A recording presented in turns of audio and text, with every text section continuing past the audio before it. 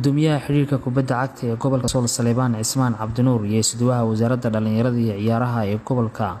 Maxamuud Aadan Askar ayaa kulan warbaahineed ku wada qabtay xafiiska xiriirka kubadda cagta ee gobolka Sool waxayna si rasmi ah u shaaciyeen xilliga la qabanayo tartan ciyaareedka kooxaha heerka koowaad iyagoona fariin u diray dhammaan kooxaha heerka koowaad inay si rasmi ah isugu diyaariyaan ka qaybgalka tartankaasi oo la qabanayo dabayaaqada bisha May balse isku aadkiisa la qabanayo horaanta isla bisha May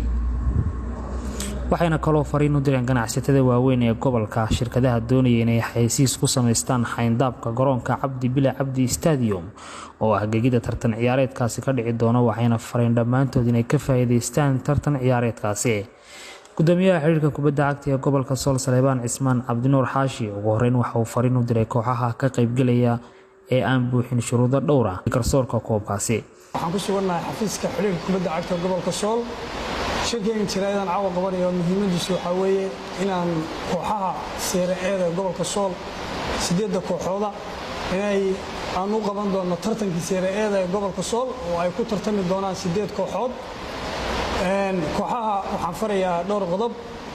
koow inay kooxaha aan dhameystirin buugga xiriirka diiwaankiisii inay sida ugu dhaqsiyaha badan ciyaartooydooda u diiwaan galiyaan iyo maamulkooda talabaadan kooxaha seeraeeda 8 kooxood farayo waa inay isku diyaariyaan tartanka kooxaha heerka koowaad ee gobolka Sool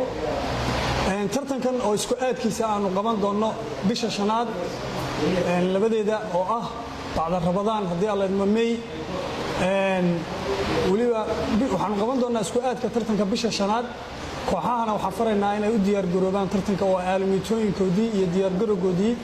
ay si bilowdaan saddexaad aan rabo inaan kaga faa'iideysto chancekan waxa weeye garsoorka cusub ee si soo diiwaan galiyay bishii hore in loo bilaabi doono tababarkii si ay tartanka ayaguna qayb uga noqdaan iyaga iyo garsoorkii hore la hayay garsoorkan cusub anagoo adeegsan doona si ay tartanka u fuliyaan saddexaadna waa ganacsatada magaalada Laascaanood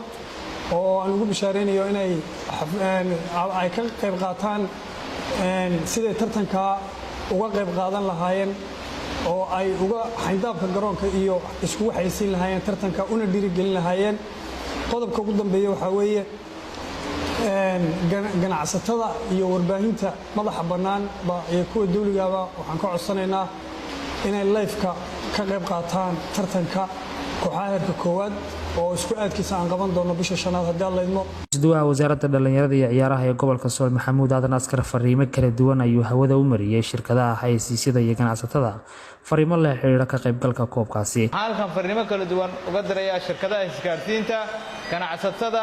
iyo sidoo kale qurbo joogta gobolka dhammaantood fariimo gaar ah ayaan u kala dirayaa shirkadaha isgaarsiinta waxaan ku boorinaynaa isla markaasina aan u haynaa tartanka kooxaha heerka koowaad aan qaban doono live buu yeelan doonaa TV-yada marka waxaanu ka codsanaynaa shirkadahana aanu ku wargelinaynaa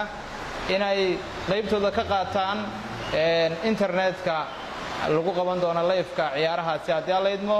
oo dhacay sanadkii 2019 kii Sool Cup oo kale marka sanadkana insha Allah waa diyaarka wasaaradaha diyaar baa u nahay shirkadahana haddii alla idmo iyagana waan ku wargelinaynaa inta marka laga yimaado ganacsatada gobolka wuxuu leeyahay ganacsato dhiirigelisa dhalinyarada markastana garab taagan lana shaqeysa wasaaradda waxaan faraynaa dhammaan ganacsatada aan u gudbinaynaa inay garab istaagaan dhalinyarada gobolka maadaama ay dawladdu qaadatay 8 kooxood inay maalgeliyaan oo iyagu ku tafasusaan kooxahaasi dhammaantoodna maalgelintooda iyo mushaharkooda iyo qalabeyntooda iyo magacyadooda ay dawladdu hirgelisay oo qaadatay qaar wasaaradda noqday qaar noqday ciidamada qarankaba waxaan ganacsatada dhinaca u bannaan ama albaabka u furan uu yahay inay tartamada dhalinyarada loo qabanayo ay dhinacooda dhiirigeliyaan garab istaagaan iyo sidoo kale xayndaabka biraha la dhigo garoonka dhinacyadiisa ee magacyada lagu xayeysiiyo dhammaan xayeysiisyada kala duwan waa u diyaar shirkadaha iyo ganacsatada Cabdi Fataax Maxamed Cabdi telefishinka Sahan Laascaanood